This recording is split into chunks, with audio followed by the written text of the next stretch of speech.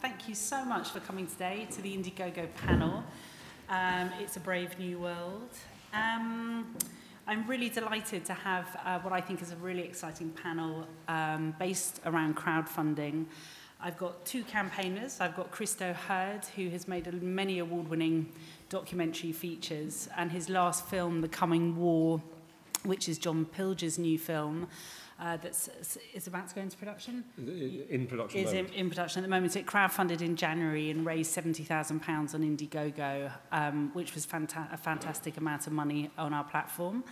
And the other campaigner we have is Mark Francis, who is just at the final stages of the cut on Walk With Me, which is his documentary about Thich Nhat Hanh, the Buddhist monk who's based in the south of France. And Mark crowdfunded with us in 2013 and raised $50,000, which was a great amount of money all those years ago. And then what this all then informs, and it's part of the conversation I feel Indiegogo it very much opens out to from just being a crowdfunding platform, is the conversation around distribution and how crowdfunding and distribution sit in the same landscape together. And in fact, I feel crowdfunding is a slight saviour to the direct distribution models and what is to come in the future. And for that, we have Jordan McGarry from Vimeo in the UK, and we have Deborah Rowland from We Are the Tonic, which is the agency for various things, but we're going to focus today on direct distribution and the films that Deborah is helping to direct distribute. So that's a nice... I'm going to open up with our Indiegogo film and review for 2014, just to show you a bit of the work we've been doing in the, on the film side.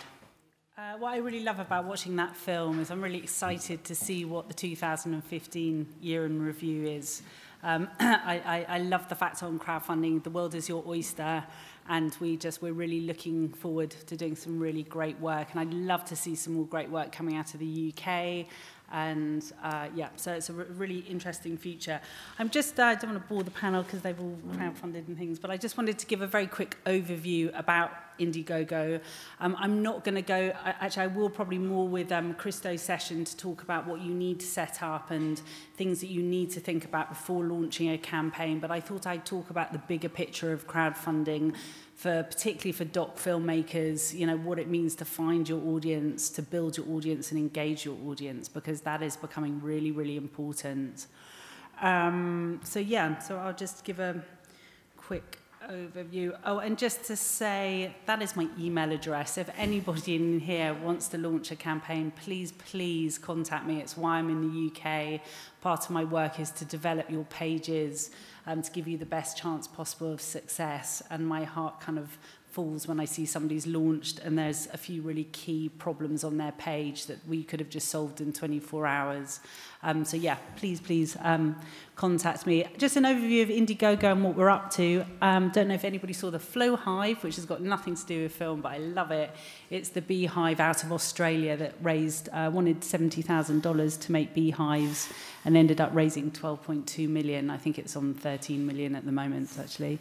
And it's still selling, and I just love that. It's just somebody with a brilliant idea, and everybody took to it, and that is pure empowerment. Empowerment is a word we're going to hear a lot today, and it's one of the words. Actually, when you go to the San Francisco office in Indiegogo, you step out the elevator, and there's a big empowerment in lights, because it means it's their word. Super Troopers 2, I wanted to mention it, it's not a doc, but it has really changed things, and it's kind of changed things for Indiegogo as well. It's, I don't know if any of you have heard of Super Troopers, but it was a film in 2003. It's a bit like a Stoner's Academy, and it was a Fox Searchlight financed film. And the producers and the actors went to Fox Searchlight, who weren't completely convinced, but said, if you raise the 14 million production budget, we'll give you the P&A spend and distribute the film. The producers went away, and they'd raised 12 million of the 14 million, and they thought, hey, let's put it out to the crowd, because actually we need to find the Super Troopers fans from back in 2003, and there's not a better way to do it than crowdfunding. And they launched with an amazing campaign, brilliant pitch film, brilliant perks, really went to all the fans' hearts. And in 24 hours, they raised $2 million. It brought our site down 3 times overnight, but that was all a good thing. But I think that's really interesting because that's also, you've got Fox Searchlight sitting, you know, traditional studios sitting there, and they can now look at that, and that will inform their distribution spend, the P&A on the film, and I think that's going to open a whole new wealth of doors. We also had a web series called Con Man, and that raised $3.1 million the month before. So we're seeing in America the budget's really being pushed up, but still we have a lot of films still around $50,000 to $100,000 for the indie filmmakers, but it's interesting things. And just looking at the UK, in case there's anybody here who doesn't know what we've done in the UK in the last year, Simon's Cat, still the most funded film on any of the platforms out of the UK, £310,000. That is a complete model of an animator that gave away 1-minute animations on YouTube and gathered a fan base on YouTube so that when it came round to him asking those fans to come in and give him a budget for an 11-minute colour animation, they all danced to the tune of 310,000. And so that's one of the models how crowdfunding works, give away content. And I think that's really relevant to short filmmakers.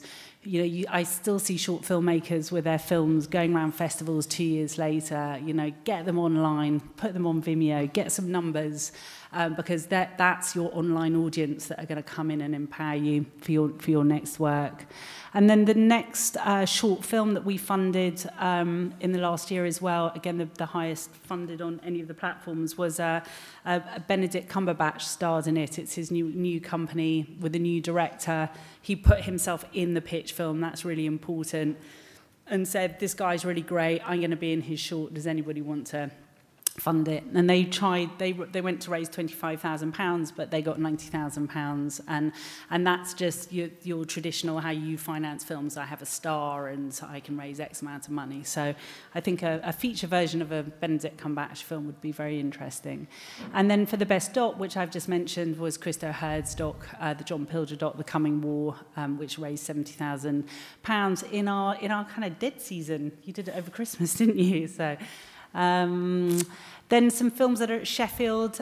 This is playing on Tuesday evening. It's being really hotly tipped. It was at Hot Docs. It's called Speed Sisters, and that raised £46,000, 221 funders. And we've got Orion, Jeannie Finley's film, that raised £33,000. That's got a really good amount. It's just as important looking on the right-hand side how many funders you're getting, not just the total. And here, the closer we get, Karen's film, that won Hot Docs last month, and she only went to raise £15,000, but my goodness, she got 321 funders, and that's a fantastic audience for a little doc. Just about a big sentimental story, so there was nothing, you know, huge to sort of hook onto as a fan base. So I think 321 funders is great, and that is her page. So yeah, building and engaging your audience, mobilizing your audience, finding out who they are. And there's really just one big question. When you've got your documentary or you've got your feature film, your question is, who cares about this story being told? And it's ever so slightly a different question to the one you talk to your distributor about when you come out of the post-production, because they still sit in those conversations going, it's award-winning, it's cultural, it's picture house. And I think actually what crowdfunding does is it gives you another opportunity to find a much more proactive niche. And it's a niche that's a little bit more crude to find that niche when you've just come out of a cutting room and you're talking to a distributor. So at concept and way at the beginning, I think it's a fantastic question to start asking yourself. And your next question, when you know what that niche is, i.e. probably the subject of your documentary, where are they? Crowdfunding completely works online in the majority. We have a few exceptions, but where are those people, and where are they having conversations online? And you'll probably find the answer to that, which we'll talk to Christo about in a second when I finish this quick Indiegogo spiel.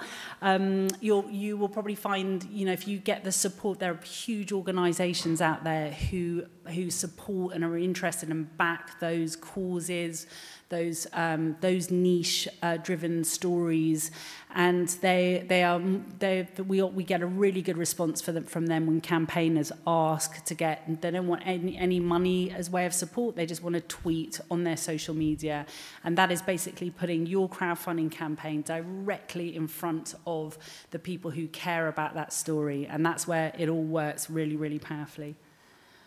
And so empowerment and what we're seeing. Finding your global audience, I think this is really interesting.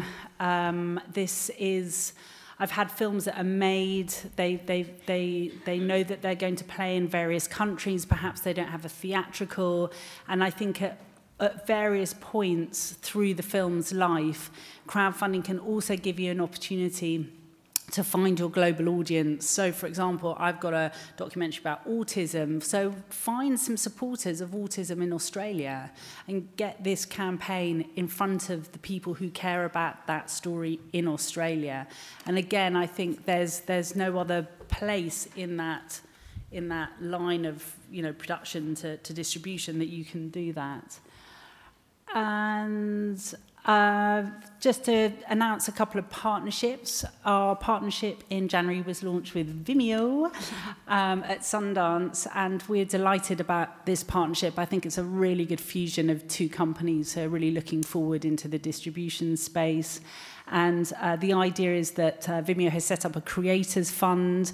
We'll talk more to Jordan about it, but they're very interested in numbers, and so they're very interested in filmmakers campaigning to find those numbers, and Vimeo are very willing to match those numbers, i.e. if you raise $30,000 or pounds on your crowdfunding campaign and at least 500 funders, they can possibly step in and match that. So we'll be talking to Jordan a little bit more about that, but also Indiegogo, which I think is quite amazing, on its home site is going to have a Vimeo VOD store strip to put you straight through to buying films, and on Vimeo there's going to be a Indiegogo funded film strip, which of course will help with the discoverability of films in the crammed VOD market.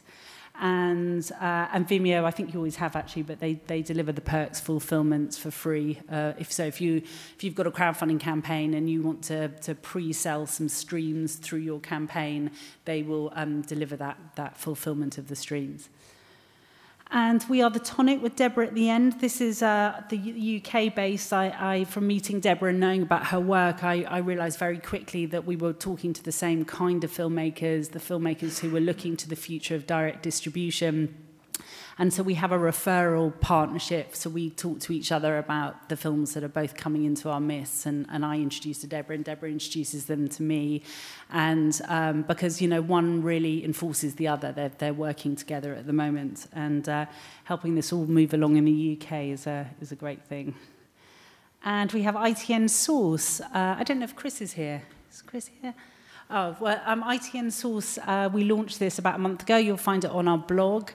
It's very interesting, actually. The idea, ITN Source approached us to say, you know, they have this huge archive and they want to get more embedded into the early thinking of documentary filmmakers with archive.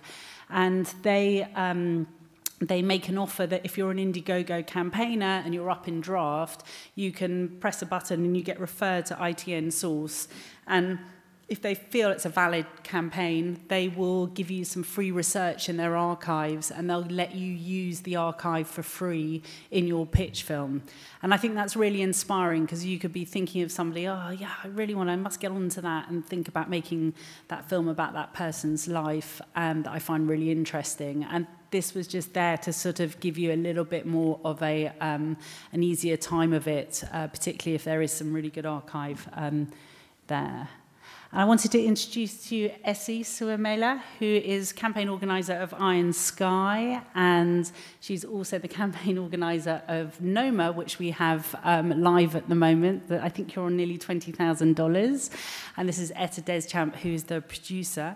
Essie will be here at the drinks reception as well. I come across a lot of busy producers who can't run sizable campaigns themselves. So the other part of my job here was to find people who are hireable for campaigns, to run campaigns, and certainly for the bigger campaigns, experience like Essie is absolutely invaluable. So I just wanted to introduce you to her, and she's here for a day or two, or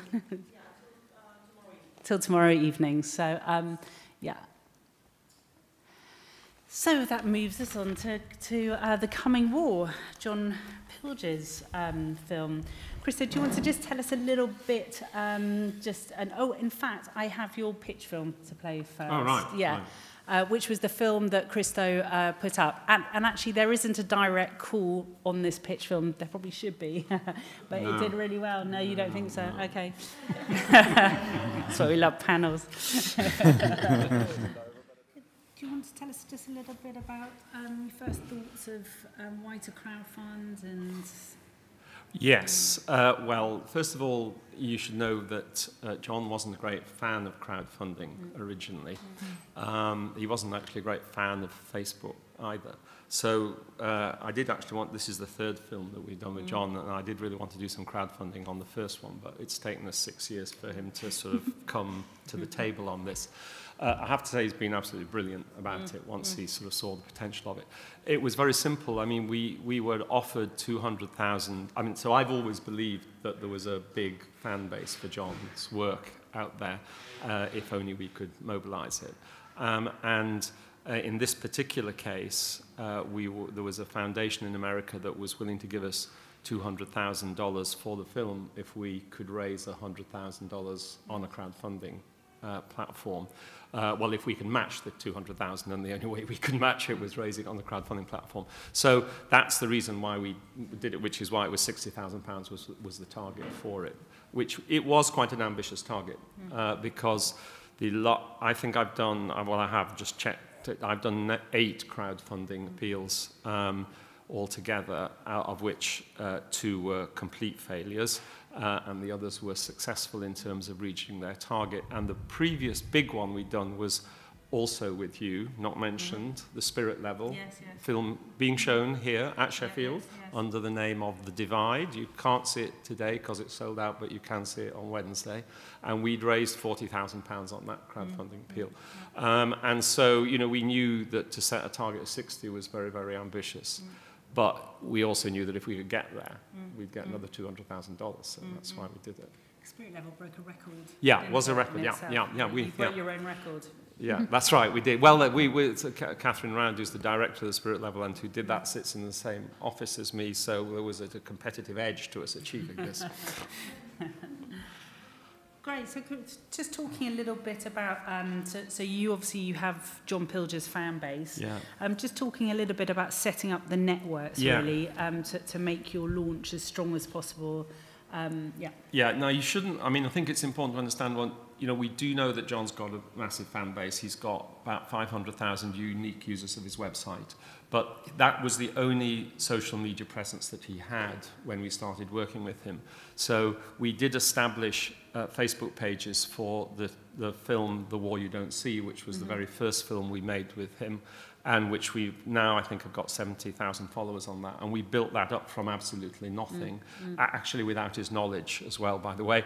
And he was thrilled when we showed it to him. So it wasn't enough to just know there was the fan base there and assume it would come to us. We had to do serious work to engage with it. And I think we spent about 3 months in the lead up to the launch of this, you know, working pretty intensively on actually building that and making sure that the followers were there, sorting out, he had a completely chaotic emailing list and sorting that out and finding out who was still alive and who was dead and who would really respond to it. So we did do a lot of preparation and we let them know, these people, that we were going to do this as well.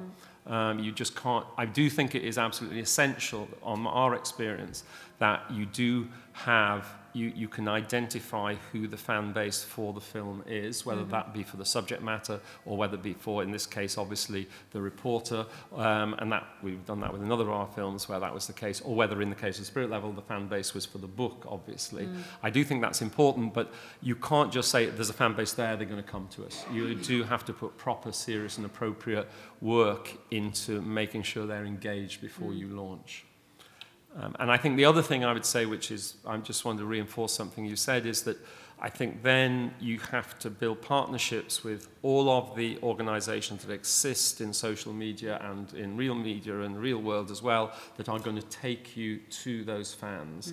And this is not sending an email to these people. This is like meeting them, you know, face-to-face meetings if at all possible, and if they're on the other side of the world, Skype conversations, so that those organizations really understand that you need that we need their help, that we're offering them something as well, so it's not just an ask, it's an offer, and that they're properly engaged with it and they understand that there's a responsibility here. And if you're lucky, you might, you know, get 10% of those who keep their word, but you know, you do have to work hard to build those partnerships.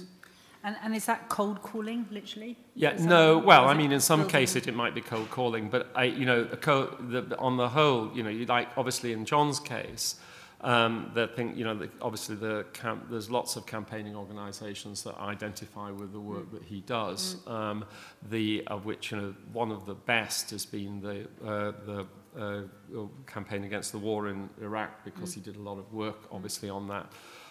So you know, it's unlikely you will be contacting organisations that have never heard of you, but my point is it's not just enough to ring them up and talk to them on the phone, or to send them an email. You know, you really need a high level of engagement with those organisations who think often that sort of one tweet is enough when it's not. Now, in John's case as well, of course, we had this, I mean, PJ Harvey's a big fan of John's, and, you know, they're good friends, and so Polly was, you know, dead keen to help us.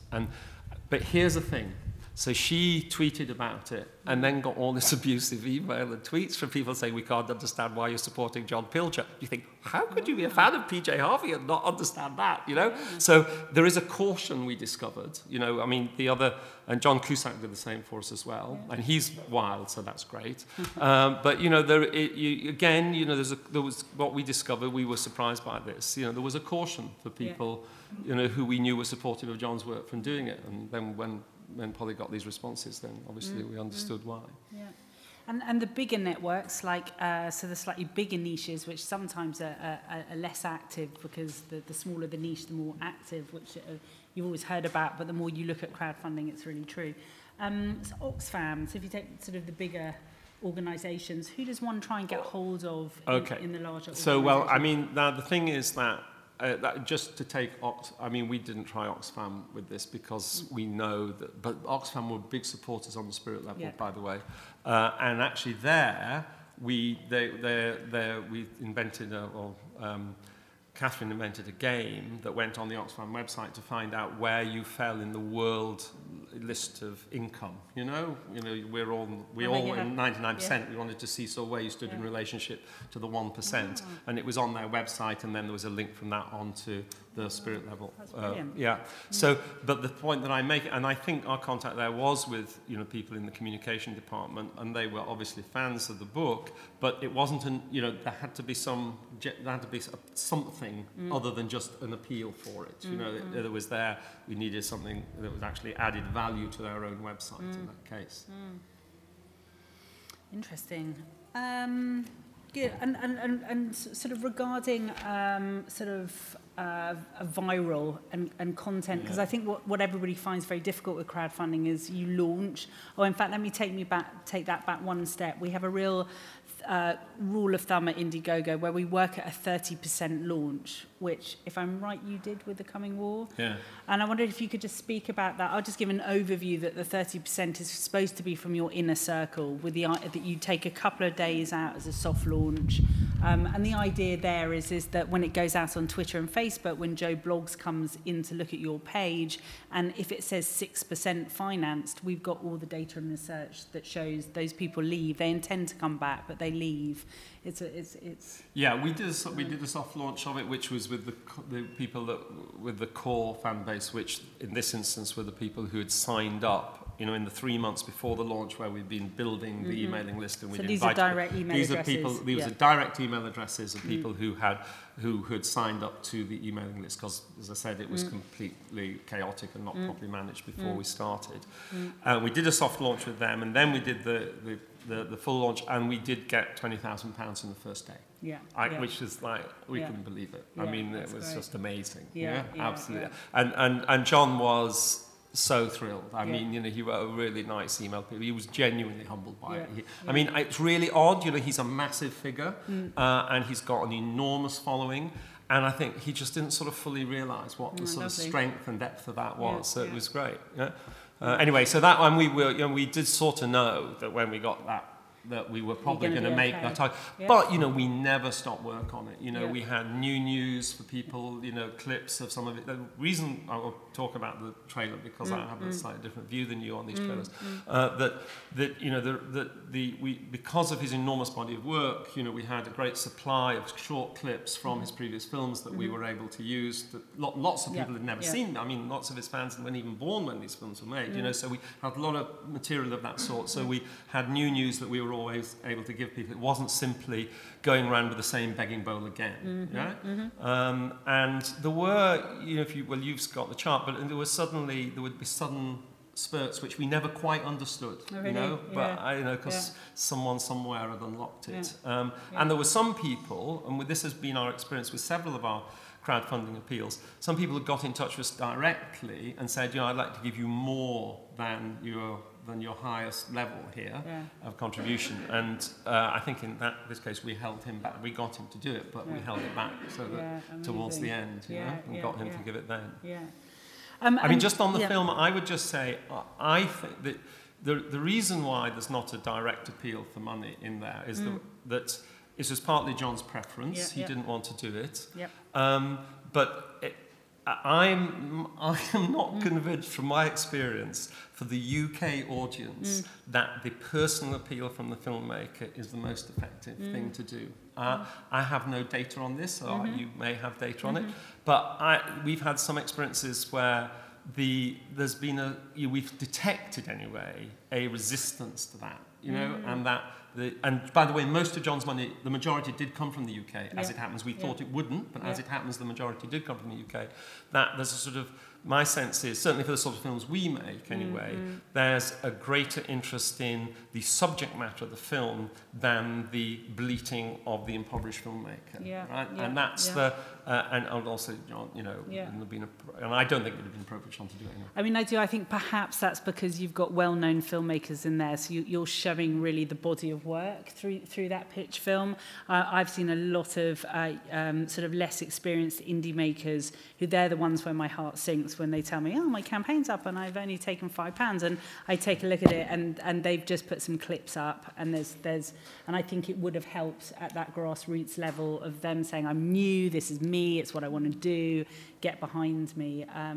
But the two failures, the two conspicuous failures we've had three, but one of them was to do with some faults with your software when you went from dollars to foreign currency, which I know that you was so furious about that, but we could discuss that later. Obviously. But the two failures we had were nothing to do with there being bad films on there. They were because of the hard work of establishing who the fan base was, how you reach that fan base, and how you engage with them had not been done beforehand. They just thought that hold out the bowl and the money will come. That was the fundamental error they made. And it's an error I still see time again. I think people just think there are people out there that go woohoo and they go around crowdfunding sites. And I think actually in America they do much more than the UK. But you know, you have to work at it. You really do.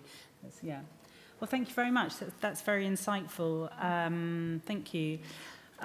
Just before we go, sorry, I looked at so when you crowdfund, you get a dashboard, which is really interesting because you get to look at all your stats. So I took this off Christo's campaign, and you can see here that he had a pretty consistent flow of funding, which meant this campaign was probably being run very well, and there was a consistency. What a lot of people do is kind of stop on day 5 because the funds have gone down a bit. You have to keep pushing. You have to find conversation. You have to put content out and keep the conversation active for 28 days at least. It's really hard work. But see, look at that. Why? On the 22nd of December, when people were meant to be Christmas shopping, it is, isn't it? Brilliant. What was going on? I don't know. Yeah? Maybe Christmas presents, which I have a Well, actually, several people did give it. I do know several people gave Christmas presents. I think And then if we look in here, so majority came from the UK. So I thought that would be interesting, and that is very interesting for a filmmaker to look at where the interest and where the contributors came across the world. Who does this story go to? And actually, I was very surprised about the small number in the States. Yeah, but and look at that. Look at that final. Look at the visits you get. They're spending all their time looking, but never giving. Right in the States. Yeah. Actually, I hadn't noticed that. Yeah. Oh. 29,000 visits, and you get 142 people give you 3. Most campaigns, it's the other way around. Yes, that's what the UK looks like. And that was, I think, the CIA looking. Yeah, because the title of the film's not, a bit of a giveaway, isn't it? Yeah. So Australia, that's an obvious one, but I think this kind of analysis is and data is great for a filmmaker. That's again where it's sitting in this big model of direct distribution and crowdfunding. It's not just about funding. And here, this is also interesting, that you also get a show of where the money's from which routes the money are coming in from. And you can see here that there was a lot came in through direct email, which makes complete sense that Christo's just talked about the direct data off his website, off John Pilger's website. And actually, Jordan, I'm starting to see Vimeo more and more in these breakdowns, which is fantastic to seeing numbers come directly through the Vimeo, and that's probably through the filmmakers' work being put up on Vimeo. Yeah. Which on this point will come over to Vimeo. So does that, just to sort of link it off this slide, did those numbers, which part of Vimeo are they coming through, would you suppose? Well, that could be coming from anywhere. I mean, lots of people, you can link up all of your social accounts, and Vimeo, as much as it's a video sharing platform, it's also a social network, and people follow each other, and people use Vimeo as their kind of in place of a website sometimes. But if you have, say, one of your past films or a film that's done well on Vimeo, you can put a link in the description underneath the video saying, I'm now crowdfunding my next project, please visit the page here. Or if you want to, you can set your outro on any video that you've got on the site. When it's embedded on another site, like your own site or Facebook or anywhere, you can point people when they finish watching your video to any other web page. So I imagine if you've got a video that's done well, we often say, either point people to your Vimeo on demand page if you've got something that you're selling. Certainly if you're crowdfunding and you want people's attention on a page like that, then it makes sense to have your outro on all your videos on your site pointing to that page. So they would be my 2 guesses for the top 2.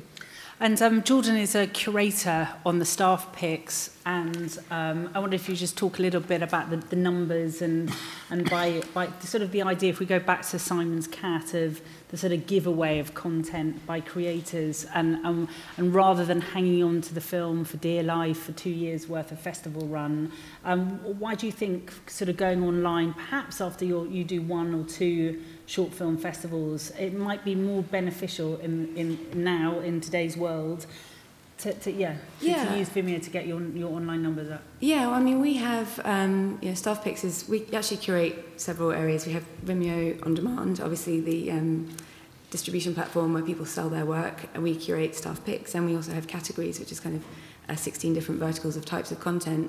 And staff picks is kind of our flagship. It's been going since 2008. And lots of people choose to, in the early days, it was a big sort of debate about, is it risky to put your film online, and you're shutting the door on lots of festivals. Increasingly, actually, festivals don't mind if your film has been online first, although some of them are still very touchy about it, especially the Oscars. But, yeah, I think, people put in a lot of blood, sweat and tears and effort into making a film, and it sometimes takes a long time. And the idea of having to sit and wait for a festival deadline, and then for the festival to decide whether or not to show your work, and then for the festival to come round, and eventually it gets screened, but the audience in a festival, however important or powerful they might be, is quite limited, and people weigh that up against the idea of putting a film out on the internet on Vimeo early, as soon as it's finished, and getting lots of people to see it then and there, and probably many, many more people seeing it than the 300 or 400 people who might see it in a festival screening. And we have, staff picks. We're not quite up there with YouTube in terms of, millions and millions and millions of views as standard, but certainly some of the videos that we feature do extremely well and do reach the millions. But we have, quite an influential crowd. There's people who, in studios or in production companies and agents, press, who follow staff picks fairly religiously. So, you not only hit a much bigger audience, but they're the right kinds of people as well.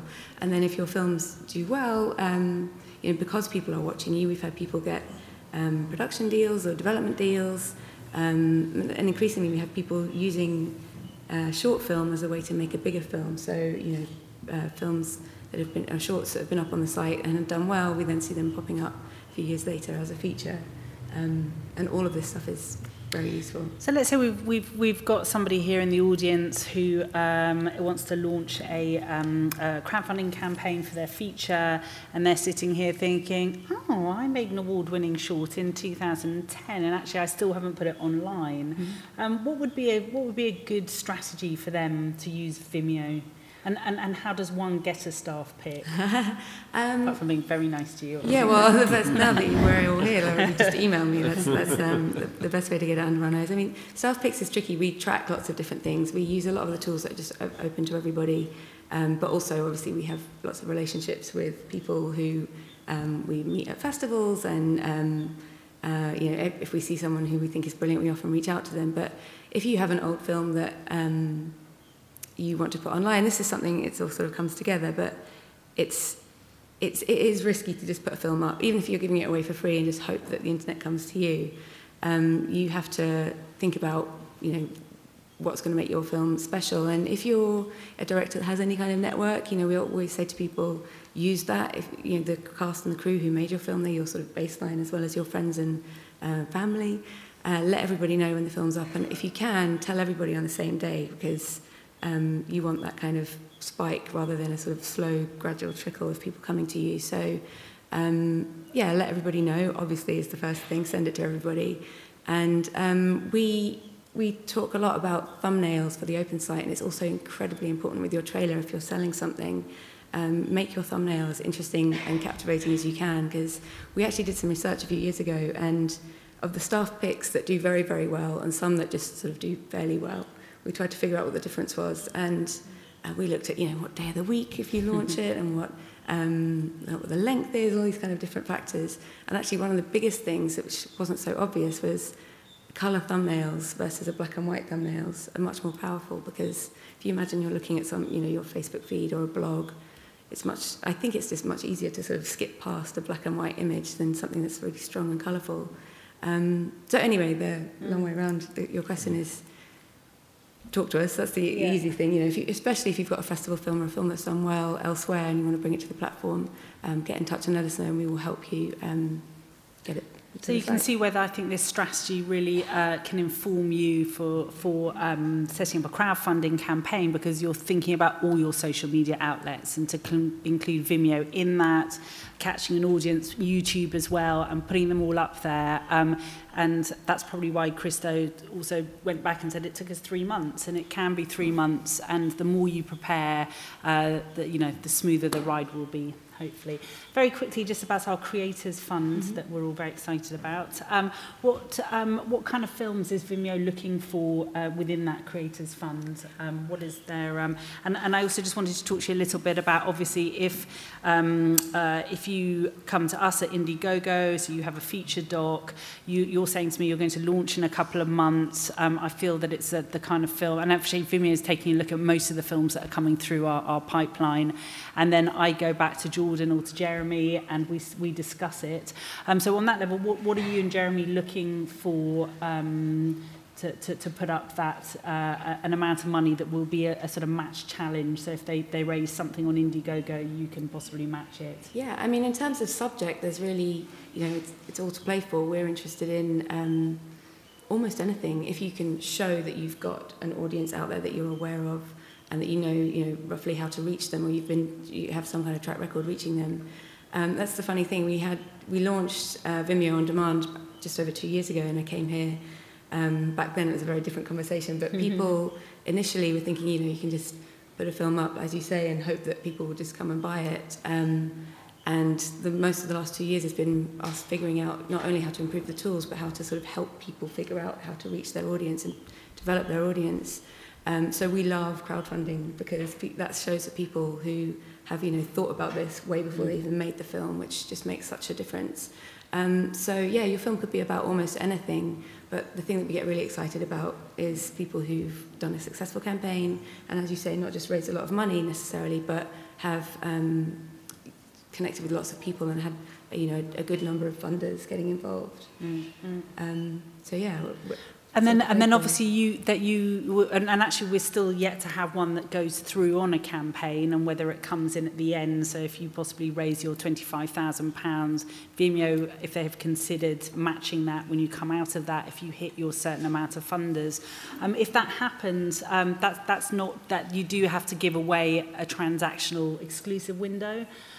Which means that if when you release on VOD, on iTunes and Amazon Play, you're giving the first 2-week window solely to Vimeo.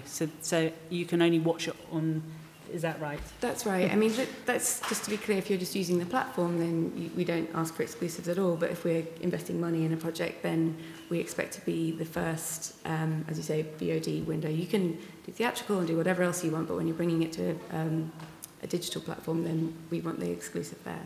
Right, and we'll move on at the end of this to really move this into the distribution tool to see where the future is with Vimeo and what they might be eyeing up. Which brings us to Mark Francis, who is award-winning filmmaker of Black Gold, and which is where I met Mark. And Mark, on the road with Thich Nhat Hanh, which is now called Walk With Me, crowdfunded for $47,000 years ago, 2011. Shh. Oh yeah, sorry. 13. No. It's been a long project. I'm also really delighted because I asked Mark if we could play his 2-minute trailer for Walk With Me, and it's an exceptionally special film that's going to come and take the world. But here's, can we play the clip, please? Thanks. So Mark, do you want to tell us a little bit about the actual crowdfunding campaign back in 2013? 11. Yeah. Okay. It was Max Pugh, my co-director and co-producer, who was leading the project at the time, and there was an invitation to come into this monastery in France, Plum Village, and find a way to capture the lives of the monks and nuns who lived there under the guidance of Thich Nhat Hanh. And it was really a question of how to pitch this idea, or the degree to which we had confidence that we could get money for a film of which we had no idea what the story was going to be, how we would even approach it. We just had access, but we didn't know how much access. The condition and the way to get in to the monastery was to join them on their US tour that they do for 3 months every year, and for the filming to begin when they're on the road in the US. So this was when the suggestion came up about doing an Indiegogo campaign, and to reach out to the audience, or the fan base, I suppose, of this particular community, believing that this might be a way forward. But at that time, we didn't know of anyone. It was only just being spoken about, doing crowdfunding campaigns. And I remember when we were recording the campaign video, which we've taken off there, because that was a long time ago and it's changed a lot what we were saying. But Max was the one who did the call to action, the this is what my film's about. I can't remember whether we put the line in about, so, give us the money. I don't know if we did that or not, but it was, wasn't it? But nevertheless, it was a very difficult thing to do. And I don't know how many people in the audience here are directors. How many directors are there? Just about interest, okay? And producers? Okay. So I think that was quite challenging to actually do that. Maybe ego, like, getting in the way or something. But just this idea of having to say, you know, could you give us the money, please? Maybe it's an English thing, a British thing. In America, I think it's much easier just to say this is what we need. But we kind of got through that. It was a weird thing to do. And then we kind of, you know, I remember it being uploaded and thinking what's going to happen. But it happened very quickly for us. We didn't adopt the, we just focused on messaging the community through using their Facebook page. And which had all the numbers on it, didn't it? they had about 500,000 people on there, yeah, at that time. And then, but having said that, there was a lot of work that was done in order to get this community to remain engaged for the duration of the campaign. And we had the full backing of the monastics to do this, so they were also quite excited by this project. And that they were doing little videos when they're on the road that they do anyway from their mobile phones, or one of them's got a little video camera, and we said, fancy knocking something together and we can stick it on our Indiegogo page. So we did that as a way of updating it, and it was through that way that we actually got that budget just in time to then go on the US tour with them for 3 months. And we believed that we could really get far in the film production of that by having that money, and we'd come back and we'd be close to put together a very effective proposal that we could pitch to industry and say, look, this is what we think our film's going to be. And the reverse happened, and we ended up in a position where we had identified a key protagonist who was going to kind of drive this film idea, and when we got back, he decided that he didn't want to be in the film.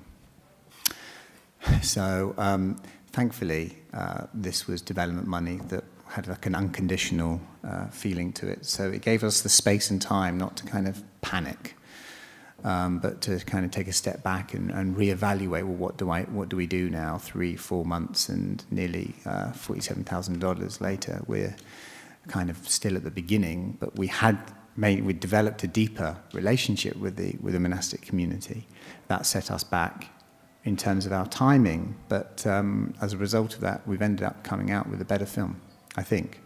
We ended up focusing on a number of individuals in the community rather than trying to revolve it around just one or two. And the whole film process for us as artists, directors, have been very experimental. We wanted to play around with whether we follow a conventional narrative to tell this story, or to create more of an experiential film, thinking a lot about how to do that in cinema context and without having to get money in from industry too early. It's given us the space and time to experiment a lot about how we want to go through this creative process together. And now we're in the position, or we've been in this position for about a year, where we're now able to go and confidently say, well, no, this is our vision, this is how we want to tell the story, here's an example of what we're trying to do. I don't think we would have got to that point with the level of confidence we do as directors now, had we found development money maybe from some more conventional sources right at the beginning, maybe been pressurized into making decisions a bit too early, that maybe wouldn't have allowed us to get close to making the kind of film that we're really trying to make. And just keeping the community updated with our progress as we go along, and thank God they're patient. I mean, it's like, well, what's going on? But they've been patient. And now, yeah, we're considering doing another one for a marketing and distribution campaign that we're planning on launching. But we're not going to do that until we've locked down our strategy for our global distribution, because we see that these are good as well for being a big marketing call, really. If we were to do one in a month's time, even though we could do with the cash, it would be a shame to then be silent for another 6 months and then go, oh, right, we're now at Sundance or Berlin. But actually to try and time it in a way where we can use that as the beginning for messaging that there's a film coming soon, and we are going to be engaging with you for the next 6 to 12 months consistently about the excitement of what we're going to try and do. So we're now just looking into how we can integrate the campaign as part of a wider idea of marketing and distributing the film. So it doesn't necessarily matter whether it would be nice to get our target, but to be realistic about the target, but at the same time really see the value we can get by really getting people starting to talk about it. Yep, and on that note, before we sort of talk a little bit more about how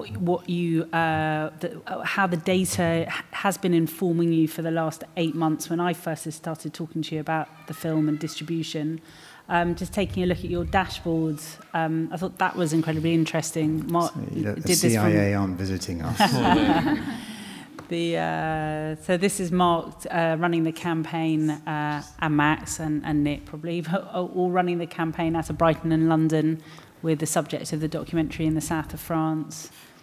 And interesting, isn't it? It is interesting. Yeah. So being UK orientated and everyone else thinking about it, we would put all of our resources into thinking, right, well, let's make this big in the UK. But this really tells us, and this was the beginning of telling us, that's been confirmed to us a number of times, that our market is in the US, both in terms of, that people are really interested in it, but not just interested in this particular community, but also interested in the subject of mindfulness. And our main character, is known for being the grandfather of mindfulness in Silicon Valley, and loads of people in California and big billionaires are really interested in this kind of stuff. So the potential for us to do something really huge with the film, is an option for us with the right strategy and the right pitch. So that was the beginning of kind of us seeing that. And that can really inform your conversations with distributors, I think. Even if you were looking at territories using traditional distribution, having a conversation with a US distributor armed with these figures, I think makes it a much more informed conversation on the deal, if you see what I mean, rather than people talking hot air, really, when they come out in post. How many funders are there? Are there about 300 or something? 500. Is that good then? Well, it's 2011. I also think that's another element. The more funders, the better. Is that what you think, Miranda? No, I'm saying from country by country. So, I'm going back. Just generally speaking, when you look at these pages, if you see more people have funded the campaign, is that a good sign? Yeah, definitely. It's a strong audience in a territory, and you see some MGs coming out for these indie films, and I don't think it's rocket science to sometimes look at those territories and put them together and think, is that making business sense to take an MG like that? One thing I would say at this point, especially for the directors out there and producers, is that I find it. Personally speaking, I just want to focus on making the film. Don't like talking about it too much while I'm making the film. So you're inviting a dialogue with people, and it depends on how you feel about doing that, whether you're the type of person who does genuinely enjoy tweeting a lot and Facebook posting a lot, or even emailing a lot. I don't enjoy doing that at all. It's something to consider, that when you do these kind of things, you are inviting, that you do have to have a conversation.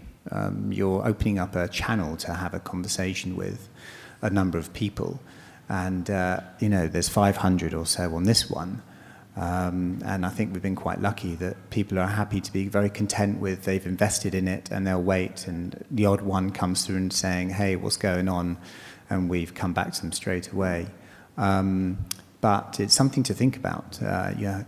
Depending on what your film is or what the type of audience is you might be in a position where you're going to have a lot of questions coming at you, and that's going to take up some time and energy in order to make those people who are your financiers comfortable that you're not taking the piss out of their donations, and that you are acting as responsible as possible to ensure that you're going to give them what they want. But also, as a collective, as a filmmaking creative community, that this is a great thing, and we want to make the best film possible so that other other filmmakers on the platform can also benefit from the fact that this does work. So communication and maintaining that communication has to be built into the plan beyond the communication that you do in order to get the money in. Mm-hmm. Great. And I mean, I think that also leads on to Deborah. We are the Tonic, and Deborah does direct distribution. And I mean, I think, Deborah, what I find really interesting about this is I'm watching more and more filmmakers take out a couple of territories from the sales agents, particularly in their home country. Deborah was the direct distributor for Kajaki, which crowdfunded on Indiegogo, was nominated for a BAFTA this year. Do you want to talk a little bit about that? Yes, I've got one of these. Very excited about. Let's hope I press the right buttons.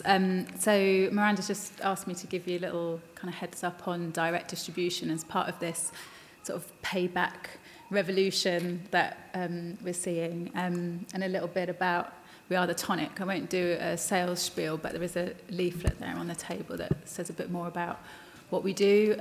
We are a team of experts in distribution, exhibition and marketing, and we're really here to help filmmakers and film companies get your films out there in the best possible way, and that's to the right audiences on the best platforms and supported by really strong release and marketing plans.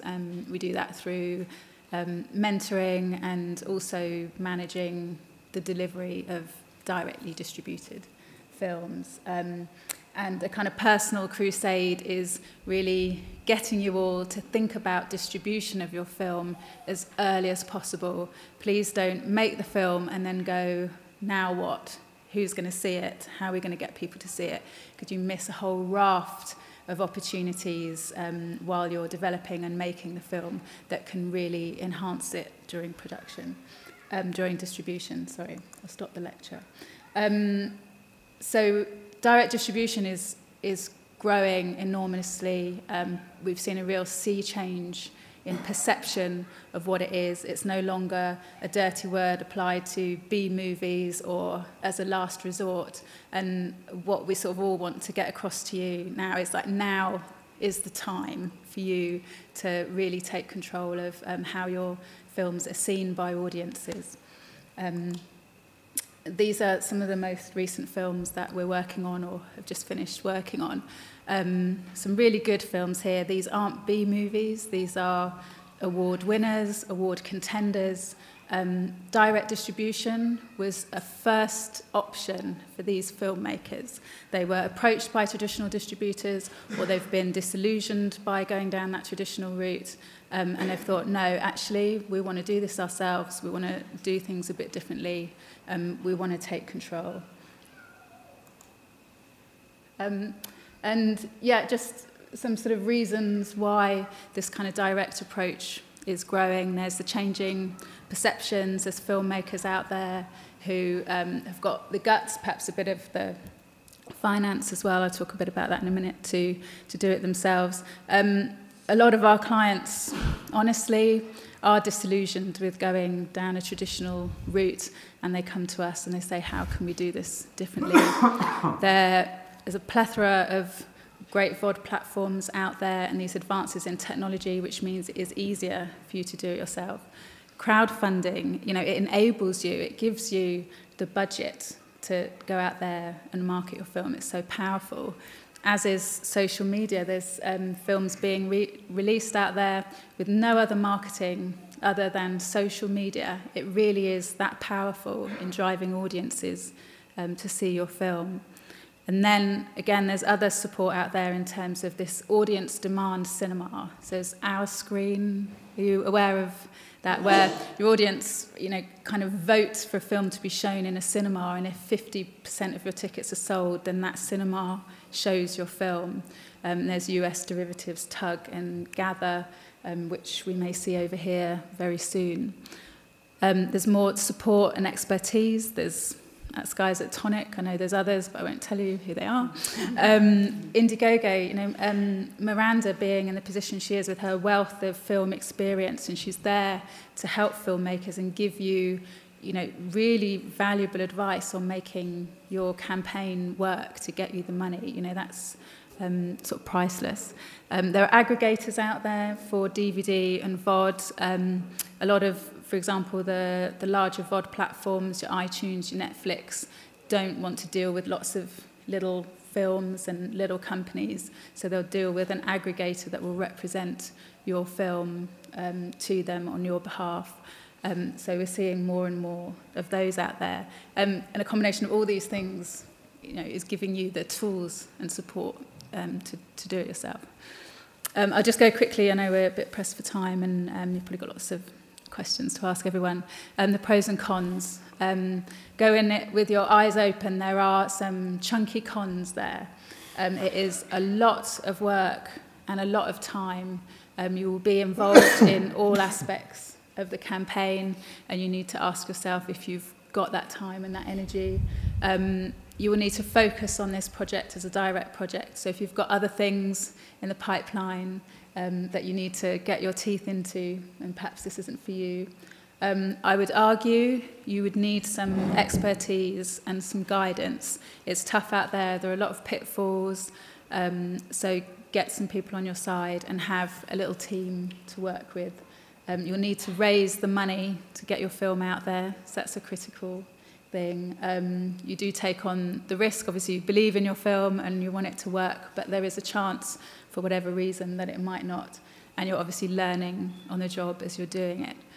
Having said that, there are some really, really nice pros to doing it yourself.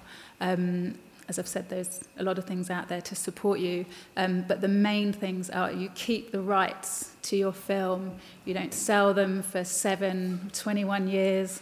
They're your rights across all formats, and with that come those lovely revenues. So you're seeing the revenue from theatrical, from DVD, from VOD, from your TV sales, from your ancillaries. There's some nice revenue streams from airline sales, cruise ships, prisons, oil rigs. There's some nice bits out there that you wouldn't normally see. And another one that filmmakers really attracted to from the prospect of direct is the creative as well as the financial control. So you get a say in how your film is perceived, how it looks when it goes out there, and those are things that you wouldn't traditionally get from a distributor. There's the freedom. Some filmmakers embrace the fact that they can talk directly to their audience and get their direct feedback. I don't mind. So that's a real plus for them. And you learn so much from doing it yourself. Gareth Unwin on Kajaki was really soaking up those lessons, who to talk to, how to do it, so he can use it for his next film. And even if you go down a traditional route, then you know what to ask, you know where that money is going, you can really put a distributor or a sales agent through their process, through their paces. And then just the satisfaction of doing it yourself. Deborah, yeah. I was going to say, Deborah, you might want to mention who Gareth is, because that's a really interesting story. So he's the producer of The King's Speech. He was working with the filmmakers of Kajaki. He was someone who was disillusioned with the traditional process and how it worked for him, and came with lots of energy and lots of conviction and belief in this film that it could do well, and it really has.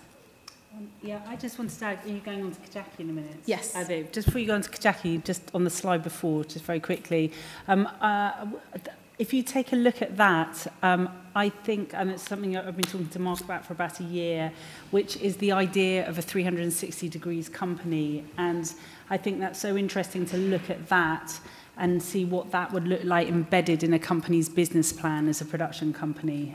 Because what that's also doing is that's just giving you a total 360 flow of finance and distribution. And I know in the US there are more and more companies, even ones that used to make pictures with studios, where their only way of survival is to set up a 360 degrees model. Yeah, definitely. So just quickly, some questions to ask yourself, do a bit of soul searching, and it might not be right for you, and these are some of the questions. Do you want to do things differently? Do you want to play it safe how it's always been done? Do you want to stir it up a bit?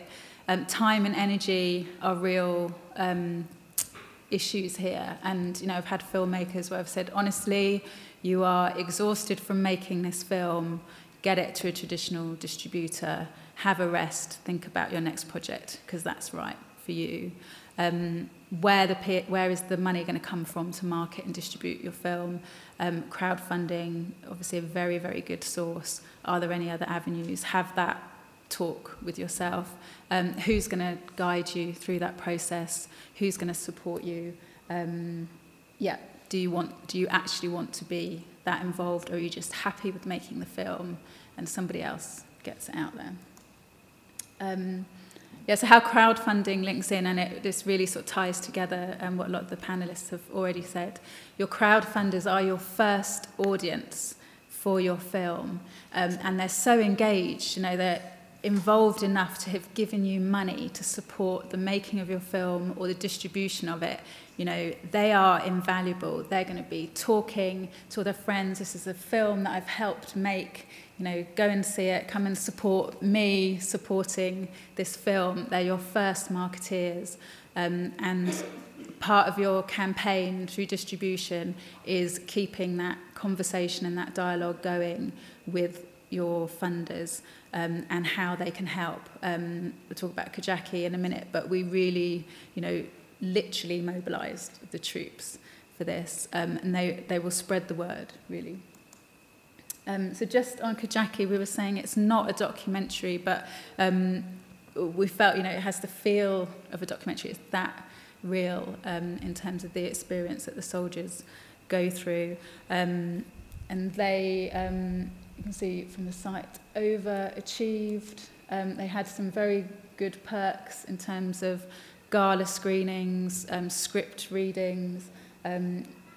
They really fed the page with clips, and sorry, my flash was out of date and it took ages to try and update it, but just really fed that page almost every other day with clips from how the film was going. And they engaged with charities and issue-based organisations and made them part of the fundraising to make the film. And then those relationships went through to distribution, and those charities were invaluable to us getting the word out there and bringing the audiences in. And we used the funders for everything. We had like local ambassadors, people who were giving out flyers in the streets, lobbying the cinemas, making sure our posters and trailers were up. You know, the screenings that we're giving away here as a perk are effectively talker screenings, so an added benefit of the programme. You know, they worked for it, but they wanted to, and they were really, really happy to be involved. And I'll just leave you again with my personal crusade here. Please, please don't jeopardise the success of your film. You can make a film and then it will fail in distribution because you just haven't thought about your audience and getting assets together and all the things that you can do to help with distribution. So please think about those things as early as possible. I'll stop ranting now. That's good. Thanks a lot. Good. Well, I think that's a pretty good overview from us, I think. Has anybody got any questions? We were that good. Hi. Yeah. I'm just wondering, none of you mentioned, Mark and Christo, none of you mentioned whether you approached the traditional broadcasters first, considering that you've got such a wealth of experience and credibility. Yeah, they're both different, I think. Yeah. Well, I can answer that question.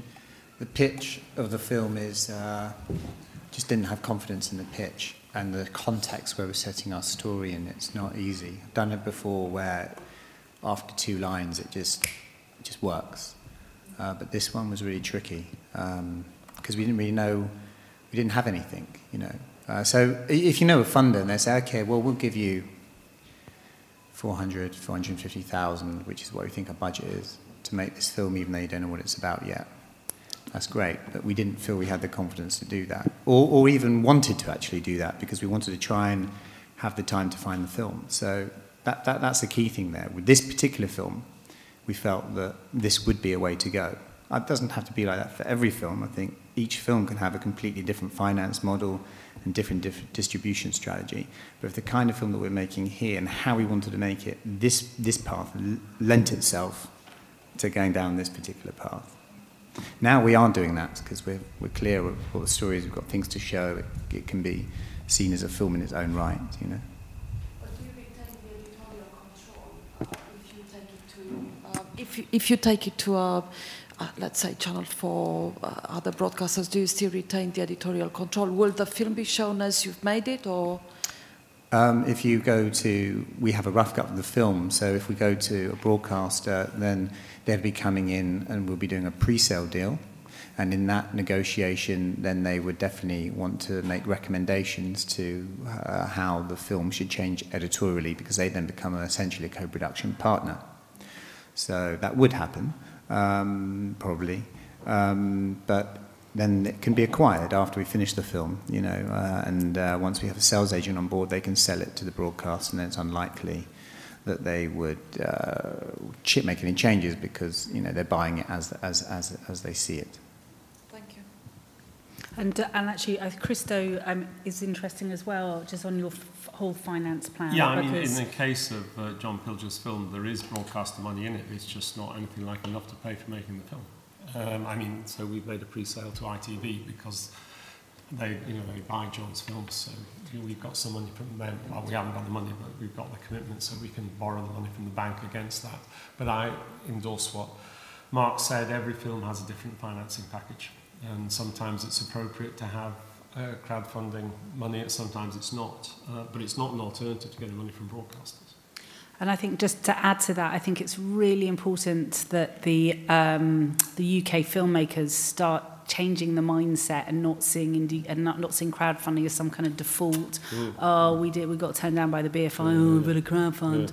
I hope you can feel the empowerment that's coming out by people getting up and the first thing they're doing is the crowdfunding, and that has informed them on all the next steps. And I mean, I can feel it. So I hope you all can too. Yeah, I think that's a really important point, Miranda. I think if you're a director and you have an idea of a film and it's something that you're passionate about and you believe in, and you go to people at this festival who, like BBC Channel or any others, who you think would be interested in your idea and go, no, we don't like your idea, then what do you do now? What do you do at that point? Do you then go, okay, it doesn't work for you, therefore I'm going to drop that idea now and I'm going to come up with something that might work for you? Now, so there are people who make those decisions, but if you're a director who's very passionate about your idea and you believe in it, and then someone says no, and you've got to go, well, I want to make it anyway, then obviously these new things that come up in the last 5 or 6 years, this whole crowdfunding thing, is one way to facilitate you trying to make it anyway. And those people who said no at the beginning might end up saying yes later. But, you know, amazing films, Academy Award-winning films, some of the best books that have been written in the world are because they were rejected right from the beginning. It just didn't make sense, and it's taken a while for them to be proven to gain that level of acclaim. And I think this is what is good. So it's not that don't go to those people, because it'd be nice to go to one person and say, here, write out a check and off you go. But for those where that doesn't work, then it's great to find other ways. Yeah, and just one last thing, it's becoming much less them and us. It's been amazing seeing some of these funds who are coming to talk to us at Indiegogo about working together and supporting the filmmakers. They completely understand that filmmakers need to build their audience, whether or not they get these awards from subsidies. But I think that's fantastic, because it's sort of it's unlocking that, I feel, it's like prison mentality that subsidised financing can give us on its negative. Yes, hi. Sorry. Oh, sorry, she's got the microphone. Hello. Hi, my name's Zoe. I'm launching a crowdfunding campaign in September this year. I'm really excited about it, but I just wondered if I should look at particular timeframes. For example, I see some things launched on things like Indiegogo and other crowdfunding platforms, and there's quite a long time between the point that they launch the campaign, they offer various rewards, and then, of course, the contributors are then waiting for those rewards for some time. So I wondered, have you got statistics on successful campaigns the duration that they have the campaign running for and that time period as well. Yeah, I think 4 to 6 weeks is the most successful time scale. You mean duration of a campaign? Duration, and then also what is the recommended time that you should actually get that film on the screen as well? I think it's more important to look at it. You know, funders are incredibly loyal. I've seen films get delayed afterwards, and it's been literally the campaign organizer emailing everybody to go, you know, we've got a little bit of a hiccup, we're going to be another month with this, 2 months. You know, this is not people's life savings that they've put in. You know, they've come very much there in spirit as well. So I think you'll find them very flexible, so long as you are going to deliver what you said you're going to deliver in the end. I think what's a more important thing to that is it's a much stronger call to find a fan base or an audience when you're at concept, because you haven't made the film. Believe in me, it's my idea, you're the first, you know, this is my first step. It becomes a little bit harder as films are coming out the cutting room. They've possibly already been in festivals, and I am starting to get a lot of campaigners who, you know, they're stuck, they have no online audience, and you kind of think, oh, you know, even if you didn't need the money so much, which takes me back to Karen's film that got only £15,000, but she found 400 funders. It's just to bring it in, again, not by default, but by to put it in at that concept point is much stronger. And we have got films that are coming for us for distribution funds and distribution funds in other parts of the world. But it's just a little bit more difficult. So I think that's more important of where people like to fund films, at what stage. It's the risky stages at concept, actually, funny enough. One thing just to jump in, and something that we talk about a lot is that, I don't know if this is what you were about to say, but don't feel necessarily like you have to give away a download of your film as one of your rewards for investing, because, you know, as you said, the audience who are going to crowdfund or who are going to help you fund the film are also the first audience who will want to buy the film when it comes out. So if you can, try and think really creatively about what you might give people who invest and help you raise the money for your film, and it doesn't have to necessarily be a copy of the film itself. Sorry. No, I'm getting a bit confused about the options, because you say don't fall back on Indiegogo or direct distribution as a fallback after you've failed other things. Because we are thinking about doing an Indiegogo campaign to distribute the film for educational purposes, and we kept those rights. So the film has been bought and broadcast by public broadcasters all over Europe, but we retained all the rights to organize independent educational screenings. So you seem to think that if you have already distributed through the normal channels, so through broadcasters and normal distributors, then you wouldn't go, if it is for another purpose, through Indiegogo. Is that correct? Or no, I think you're just crowdfunding for something that's just a little bit different. You're not crowdfunding for money to make the film, and really you're not crowdfunding to release it across over in the States and do a territory thing. I think educational screenings, that's quite an interesting one, because we have really successful campaigns that do a very kind of science, medical-based documentaries, and they sell educational packages. In fact, we had a film for universities and colleges. So we had a film last year called Microbirth out of Brighton that raised $88,000. And in fact, it was. They sold off the licenses to do educational screenings in every state in America.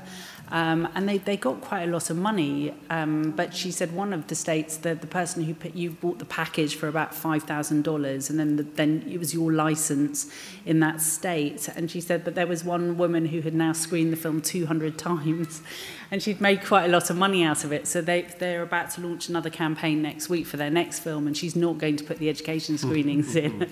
She's keeping the license. So I don't think we're saying that at all. I think in selling licenses for educational purposes, I think that's a different kind of funding that you're looking for. And I haven't had a film yet in my midst that has come in just solely for that, but I can't see any reason why that wouldn't work.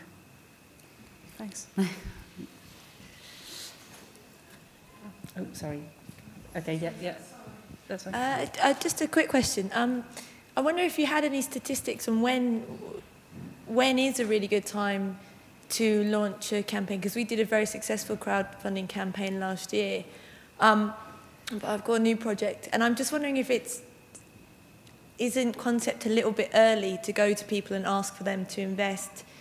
Don't you need to do quite a lot to kind of prove that you've got more than a concept? I'm just wondering statistically, when is the most successful time to launch? Because if you just go with the concept, you're asking people to take a really big leap of faith before you've got too much to show for it. So yeah. I mean, Mark, who I think crowdfunded at concept, pretty much. We had film footage. Max had filmed in the monastery, you know, just stuff that give it a flavour, give it a bit of something. So that was intercut with the interview of Max explaining what the idea of the film is about. So, and then we had a form as well. You had sort of your experience. Getting there, as well. there was a sense of that.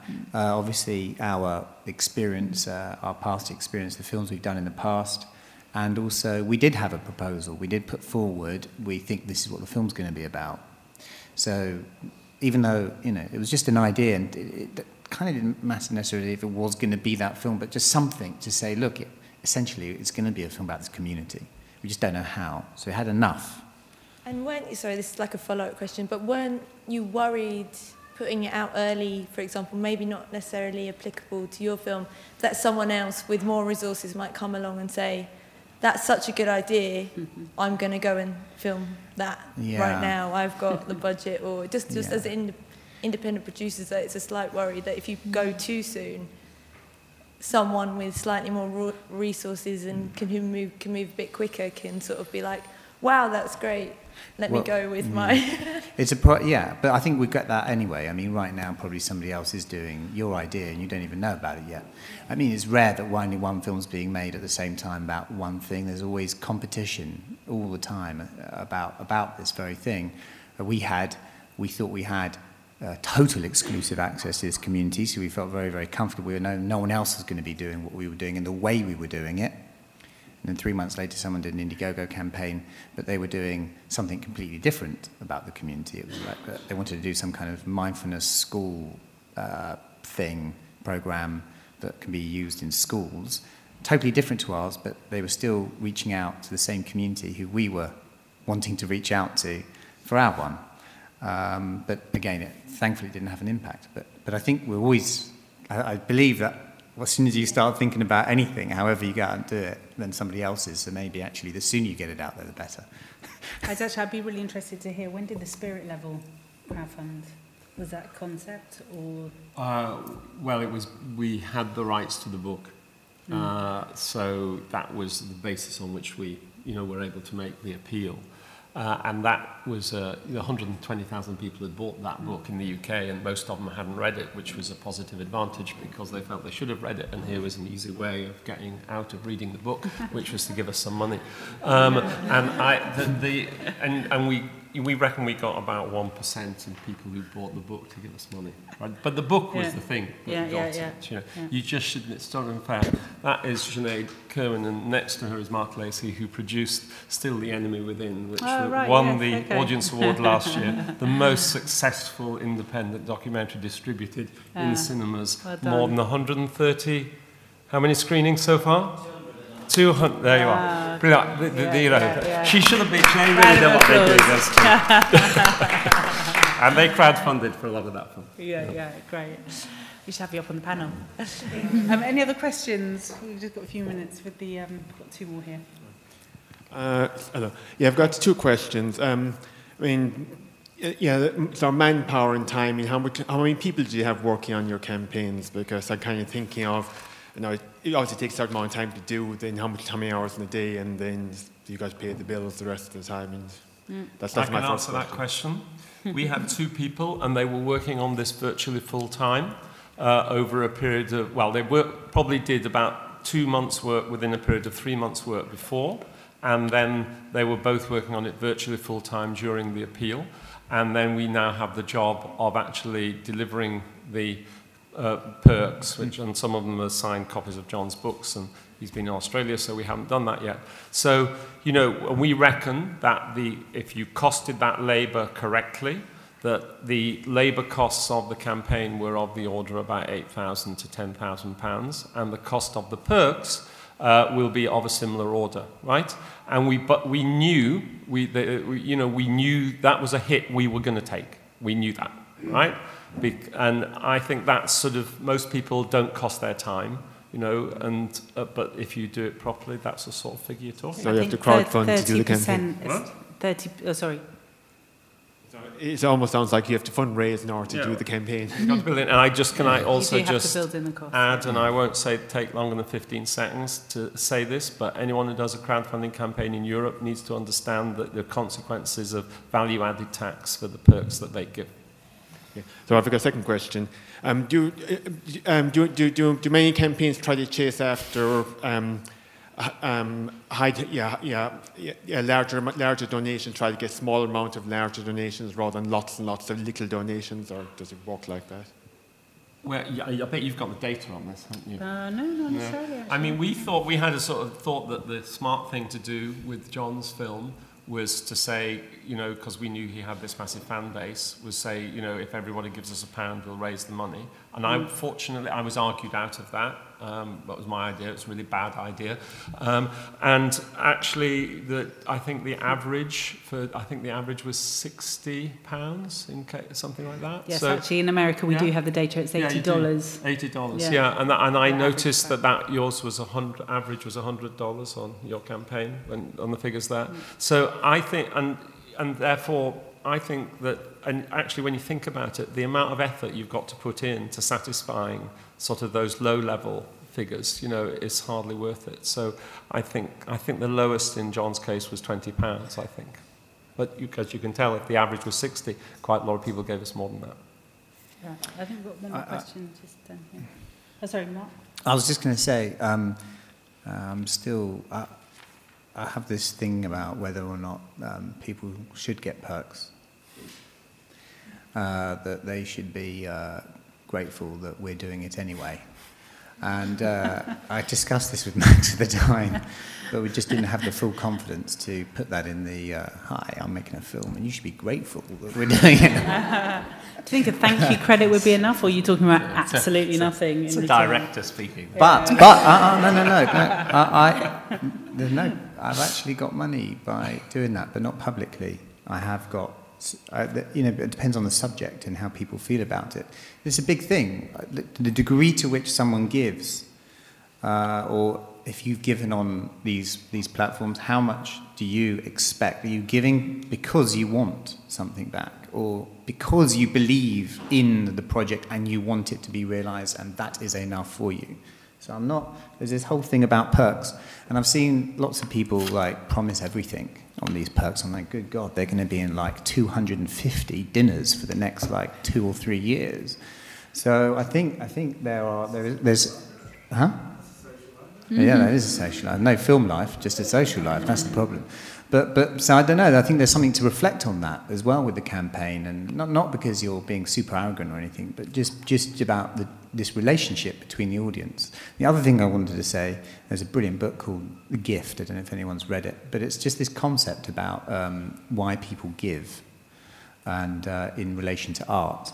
And despite what I said earlier about, I'd rather not get hassle from anyone, it's a love-hate relationship, because it's amazing to communicate to the audience at the same time. And it's really amazing to receive a gift from someone and say, wow, I'm going to give this to you in order to do what you believe in. I definitely think that has empowered and engendered this project that we've been on, and has certainly allowed us to keep going at times where we felt that it's been too much. That there's actually a community of people out there who have invested and really believe in us, in what we're trying to do as artists, and that in itself has some kind of special quality in our production, very different to other films I've been involved in, where the finance comes from investors or broadcasters. You don't have that same kind of dialogue.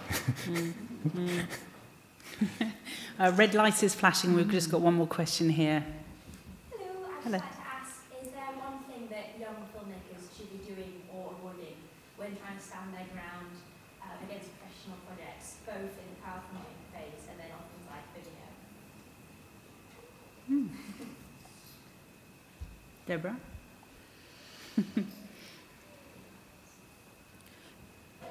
I mean, I think from sort of distribution point of view and making sure your film has the best chance of distribution, it's really thinking about who your audience are and how you want your film to come across to them. So a positioning of your film, because if you're clear on those two things as you're making the film, you'll cast with that audience in mind. You know, even if the positioning might change once the film's finished, you can create assets for that audience while you're making the film. You know, you'll have this great package of stuff when it comes to distribution. So I think that's the sort of biggest thing I'd say to do. Yeah, can I add to that, to also not see every project and every film as a separate film? So you crowdfund something, you come down, you crowdfund it. You can be crowdfunding your brand as a filmmaker, and to take that harnessing really early on with your shorts. And I think it's a really exciting world for your age group. I really do. We didn't have all of this.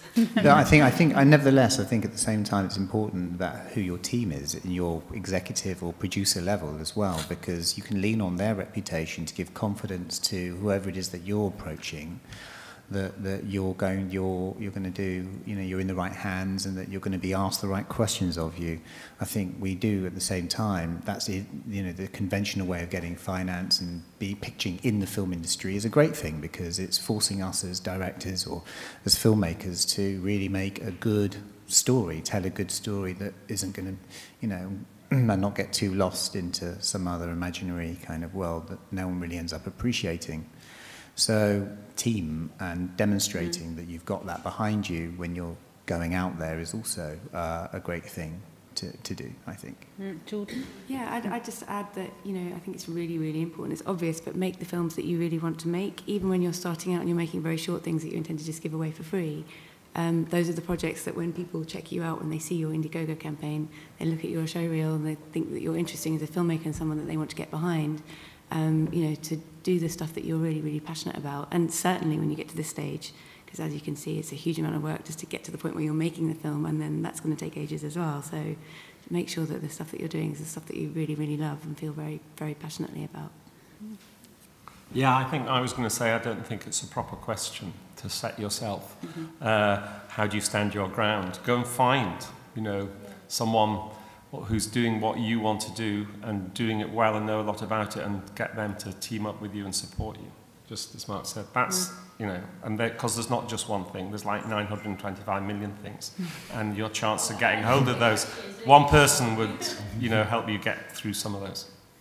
Lovely, thanks. And thanks for all your wisdom, Deborah, Mark, Jordan, Christo. Thank you very, very much for your time.